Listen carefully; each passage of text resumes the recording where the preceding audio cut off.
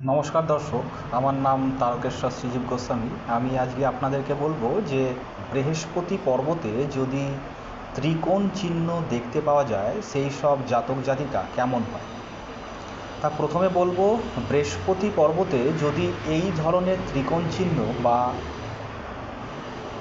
ত্রিভুজ জাতীয় কোনো যদি চিহ্ন দেখতে পান, অবশ্যই জানবেন সেই সব জাতক জাতিকা অপর লোকের উপর কর্তৃত্ব ও শাসন করবে।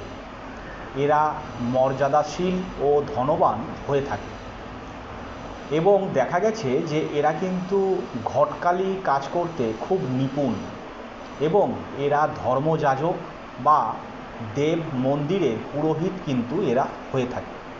নমস্কার দর্শক, কেমন লাগলো ভিডিওটি অবশ্যই লাইক শেয়ার কমেন্ট করে অবশ্যই জানাবেন। ধন্যবাদ।